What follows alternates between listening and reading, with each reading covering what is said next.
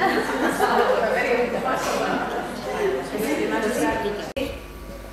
وسهلا فيكم. نتشرف بحضوركم من كافة المؤسسات الإدارة الذاتية من المؤسسات والأحزاب والتنظيمات النسائية لهي الندوة الحوارية. طبعا رفيقات، قبل البدء ببرنامج ندوتنا أدعوكم للوقوف دقيقة صمت على أرواح الشهداء.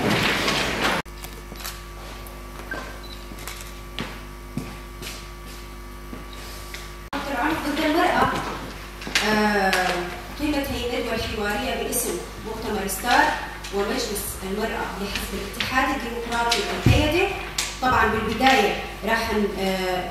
نبلش بجدول أعمال هي الندوة الحوارية واللي راح تكون تحت شعار بفلسفة المرأة الحياة الحرية احمي ذاتك. راح تكون على محورين. المحور الأول تحت عنوان المرأة قبل ثورة روجافا ونضالها في ظل هذه الثورة وأساليب الحرب الخاصة التي تحاك ضدها من قبل هبار ناهد سليمان عضو منسقية مؤتمر ستار وفريال أحمد عضو مجلس المرأة بالحزب الاتحاد الديمقراطي البيدة. طبعا المحور الثاني راح يكون من قبل منسقية دور المرأة لمياء محمد ومنظمة سارة فرح محمد تحت عنوان لا لقتل المرأة لا للعنف ضد المرأة. عانت المرأة كثيرا من الانتهاكات والحقوق والواجبات لم يشهد مثلها التاريخ، حيث كان قوانين الدولة والذهنية الذكورية الرجعية والعشائرية مزقت النسيج الاجتماعي. رغم المرأة كانت في المجتمع الطبيعي البدائي كانت تحمي أطفالها وعائلتها من الظروف الطبيعية والاجتماعية. ومن المعروف تاريخيا أن المرأة كانت الإدارة من خلال تواجدها ضمن المجموعات البشرية الأولى. كانت الراعية لمجموعة تقوم عن تقسيم الموارد على كافة الأفراد دون تمييز، وبقيت على هذه الحالة إلى أن تمت الانكسارات عليها التي جعلتها وسيلة للإنجاب والخدمة فقط، حيث مرت بمراحل الإبادة والانحلال، وذلك لأنها كانت مميزة بالذكاء العاطفي وأيضا الذكاء التحليلي، وأصبحت يتحكم فيها القوانين العادات والتقاليد البالية. ومنذ انطلاق الشرارة الأولى في روجافا بتاريخ 19 تموز عام 2012 وبإرادة المرأة وبإدارتها وأبناء وبنات الشعب تم إخراج قوات النظام من قبل، وفيما بعد تم انسحاب قوات النظام من مدن عفرين وسليقانية وتربسفية وعمودة وديرك وقارش والحسن. ومن خلال توضيح القائد في تحليلاته عندما قال: ما لم تتحرر المرأة فلم يتحرر المجتمع. لذلك قامت المرأة بثورة لبناء المعرفة والتطور، وسميت ثورة روجافا بثورة المرأة، حيث قامت المرأة بتعزيز القوات الحماية ومنها وحدات حماية المرأة يبتجي، وهذه القوات سطرت ملاحم بطولية من خلال مقاومة روجافا وخاصة مقاومة كوبا، وأصبحت محطة أنظار الرأي العام العالمي. ولا ننسى قوات الأسايش المرأة والأمن الداخلي اللواتي كنا ضمان حماية المدن والأرياف، وهن من الأعمدة الأساسية بتشكيل الإدارة الذاتية الديمقراطية. وبهدف تعزيز الأمن الداخلي تم تأسيس قوات حماية جوهرية، بالإضافة إلى ترسيخ قانون أداء الواجب الدفاع الذاتي. وفي 10 أيلول 2015 تم تأسيس قوات سوريا الديمقراطية، وكانت للمرأة الدور الريادي في كسر ودحر المنظمات الإرهابية بما تسمى داعش. وبعد تحرر مدن روجافا بدأت مسيرة بناء الإدارة الذاتية على مراحل، وفي المرحلة الأولى تم تشكيل مجالس الشعب في جميع المدن ابتداء من الديرك ووصولا إلى عفرين، وتأسيس الكومينات والمجالس في جميع المدن. وكانت للمرأة الدور الأساسي في تقديم الخدمات والحلول لمشاكل الأهالي. وأيضا تم تطبيق نظام الرئاسة المشتركة التي أتيحت للمرأة المشاركة في القيادة بشكل متساوي مع الرجل في تطبيق الديمقراطية والمساواة بين الجنسين. وهذه كانت الخطوة الأساسية لبناء المجتمع أكثر توازنا. وساهمت المرأة في تطوير السياسات وصنع القرارات التي تشمل جميع الجوانب الإنسانية السياسية والاقتصادية والاجتماعية والثقافية. وأصبحت صاحبة القرار بإصدار قانون المرأة عام 2014 الذي ينص المساواة بين الرجل والمرأة في الحقوق والواجبات، وكان لها دور في صياغة العقد الاجتماعي لضمان حقوقها في شمال وشرق سوريا. وقال لك جري مهنة هرودا باش بيجي بس ام دبيجن قال له هاجر حقا پیش کتنه ام نگی هاگی ام زلامت آزاد بکن وک سروک آپو يعني شما ام نابینن زلامت آزاد مهمبر جني او جي هرودا بده وک جني بد جني سروك ابو او حري زلامي اول جو هرودا دا جني وحريتا جني اللي بري ام حقا ام بين ام پیش کتنه اللي بري مزلامه كين آزاد نكري او جي همبر جني هرودا بد جني بناوي جني يعني پروردا جني بد زلاماجي وبد جناجي ام دبين قالك ام فيش كتني اللي بري مهين زلاماجي آزاد نكري وقت سروك آبو بتخربين دهندري في جباكيده اللي سروك تاني وقت ام دبينن توراد مزن بناف ودن توراد روش آبا بدن كر الحمو تباي جهاني دي جبو آزاد يا جني جبو جن آزاد بد جبو كير جباك جي آزاد بد جباكا كي تنظيمي بد جباكا كي سياسي بد جباكا كي حل مكون بكرد بعرب بسريان بكبر بيد جيان آزاد جيان آزاد بكر بحر ما في قد وبيد جي وقت أم بينن ويجن بقي آزاد يا خو جبر أجو أم خد بينن أم إيرو روج جنن جو أم شاقر بون جسروك آخر روج فكري رو أم بسر كذن شروش روج آبا ويرنجا كي خو مسمى بتباي جهان سعد القول بأنها كانت مكسورة في ذلك الزمان لأن مصطلح الكسر يعني النهي والانتهاء دون رجعة. نستطيع أن نقول بأن المرأة بشكل عام كانت معنفة بعدة أساليب اللفظية والجسدية والقتل تحت مسميات المرأة هي الشرف، ولكن من خلال ثورة روج آبا بريادة المرأة استطاعت المرأة التحقيق لأهدافها كاملة، منها كسر القيود للذهنية الذكورية السلطوية. كما أكد القاضي عبد الله أبو جلال ثورتنا هي ثورة المرأة مع بداية تأسيس نور المرأة في أواخر عام 2011 في كرتون الحسنة. قبل عام 2024 أصبح لدينا 12 دار مرأة مع دار المرأة السياري عشتار. واجهنا صعوبات في بداية الثورة كلها فكرة دار المرأة فكرة جديدة ومرفوضة من قبل المجتمع لعدم وجود مؤسسة تحمي حقوق النساء قبل الثورة. لذلك كانت تجربة دار المرأة تجربة جديدة نوعية لأنها تحارب العادات والتقاليد الغالية والصفة الذكورية والنظرة السلبية للمرأة وخوفا من استغلال المرأة فكرا أو مطالبة بحقوقها التي يتمتع بها أي إنسان على هذه الأرض. وفي بداية ذكرنا بأنه لم يكن هناك تقييد للشرع بفكرة دار المرأة، لذلك وبمساندة النساء والبنات بفكرة حرية المرأة وبفكرة مؤسسة القاضي عبد الله أبو جلال كان يتم زيارة منازل تعريف بحركة المرأة وثورة المرأة ويجب عليها إصلاح هذا التقبل بفكرة حقوق المرأة وبدأت تؤمن بفكرة حرية حقوقها من خلال انضمامها للمؤسسات المدنية العسكرية حتى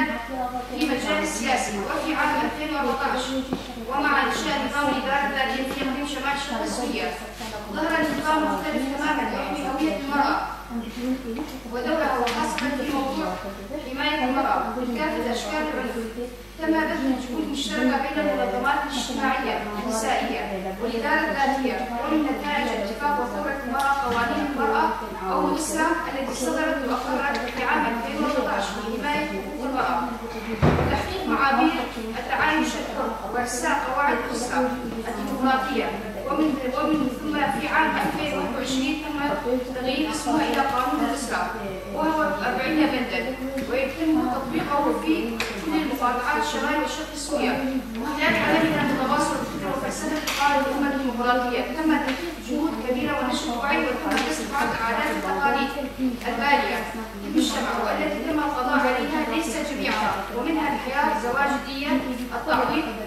زواج الشراء. تم تأسيس بين دار المرأة وغيرها من المنظمات النسوية مثل منظمة سارة التي تأسست في عام 2019 في كرتون الحسكة،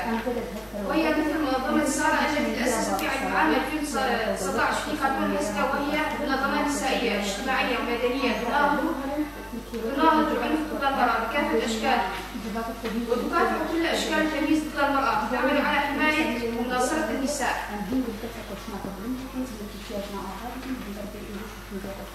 ضحايا عنف تسعى لتحقيق المساواة بين الجنسين، تعمل على توعية المرأة ورفع سويتها الفكرية عبر وسائل الإعلام باستقطاب الرأي العام، تقدم الاستشارات القانونية لتوعية المرأة بحقوقها، وتتخذ من المعاهدات المواثيق الإعلام العالمي بمناهضة العنف ضد المرأة شعارا لها، وتشير الإحصائيات بأن ملايين النساء في العالم يتعرضن للعنف سواء كان جسدي أو نفسي أو اقتصادي، ولا يقتصر العنف المنزلي فقط، بل يمتد ليشمل التحرش والاغتصاب والقتل مما يؤدي إلى آثار نفسية وجسدية. کوشینا برادری توندی سرجنه همان وقتی دامزراندنا پارتیا کارکری کردستان بککی زدن امش پیشوازی دکن بوی هیجانی و بوی کلجانی هم شورش خود چواب خارجن تایبت دن به دروشمه کوفوی گردونی فلسفه جنجیان آزادی ام چواب خارجن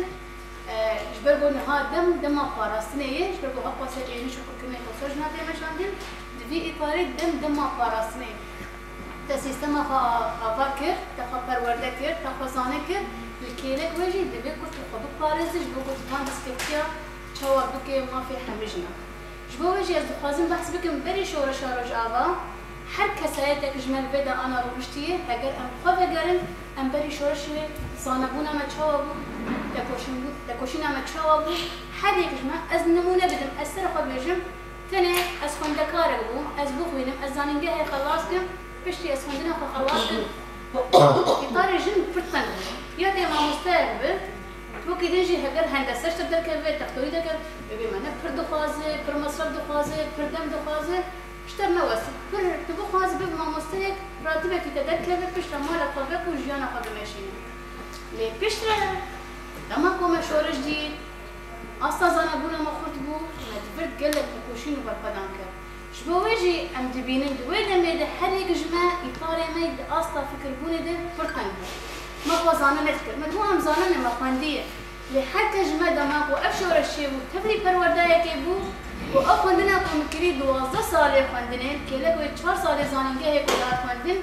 ديروكا كاريبو نه ديروكا كو دستيجن هاتي نفساندن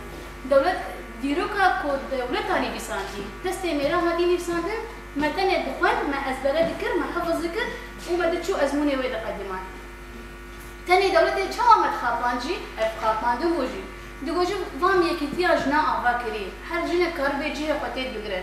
دگو ما في جنا خطيت بنيفيسان دستور خويا سوري استني بحثا سوري تكم از بحثا دولتي ريترنا مش بقول انا الفر بحثا شورش خويا سوري جدا رجاوي كردستان يعني اصلا وين تنو حتى تمام ريوا ما في منيفيسان خطيت هي از انا سبب هر بزرگ مرچه بس هم دلیل ماهم بزرگ هم چهارسر لب هزار جنا دهاتن کشتن دهاتن گرتن راستی تندیه دهاتن کرن راستی ام بیشن تجاوز دهاتن کرن کسی نکاری بچه دعوا ما في خوشی ذکر زحمتي بو ام دكشين الحياة انا كما مثلا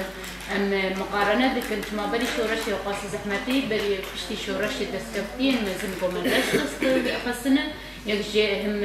قانون دسبتي قانون جنبوني انا بني مالباتي هروها سيستما هسركاتي عيني دمي ديجيتالي خوي باراستنه ده قو ام ايروق جنا قول باكرو رجلاتي سوري ام بونه سمبولا تكوشيني دل سراسا جهاني لبل زغازم هنا تشديجم راس بلكي قانون المالبات نرحمني سر أصابة كل رشلات سوري هاتي طبقاندن تاني الجزيرة القوبان العفريني هاتي طبقاندن لبني أم هنجي جبركو أم ذهنيتا قوم بغازن سيستما قوم بغازن نبرن قانوني كي أم سر جباكي فرد بكن قالت أم بيدا بو أم تكوشنا بكن وقت شلو بو أب عادات بتقاليد بالي وهاتن بون وقت إيرو روغ أم دبينن بو هر كس بيب قريداي الحياة أنا وقت بيجو خاجر خلاص نكت أب قانون جم نبرن قانون بغازن هدف ما وقت خصنا جن تباهي وهرتنا ذهنيتها وهي جبرجو دماغتان بيجن أن تكوشينا دكن تكوشينا ذهنية دكن نتني بيرو روج باكرو روشلات سوريا وذهنية هي ذهنية إيرو شر جمل كسر عصر جهان حمي في ذهنية وشر إيرو برامبري ما هجرام بيجن شر تيبته هجرام بيجن إنجليش دولة تركيبه هجر إيرو بيجن عادات وتقاليد هجر بيجن دعوة دين حمي أو ذهنية جهاتي فرق كمان سر جباكي نتني سر جنجي حوارية. في عنا بعض الاقتراحات اللي طرحوها بعض الرفيقات واللي أجمعوا أغلب الرفيقات عليها. أولاً تكثيف الزيارات بين المجتمع وإعطاء محاضرات توعوية وفتح دورات تدريبية. طبعاً هذول الدورات التدريبية نحن ما بدنا نخصص فيها بس النساء أو بس الرجال، راح نستهدف فيها الجنسين. ومثل ما ذكرت إحدى الرفيقات بأنه يتم استهداف المدارس القاصرات والشباب، يعني مثل ما ذكرنا بأنه ما بدنا نحددها بالنساء فقط أو بالشباب فقط. القيام بحملة بالتنسيق مع دار المرأة ومنظمة سارة ومؤتمر ستار ومجلس الإسلام الديمقراطي، وتكون هذه الحملة عن قانون الأسرة استهداف فيها بشكل أساسي للقوات العسكرية. إنشاء مركز حماية تابع لدور المرأة. إنشاء مركز تأهيل لمعالجة متعاطي المخدرات. نحن شفنا بأنه بالفترة الأخيرة زيادة بهي الحالات وانتشار بالمخدرات.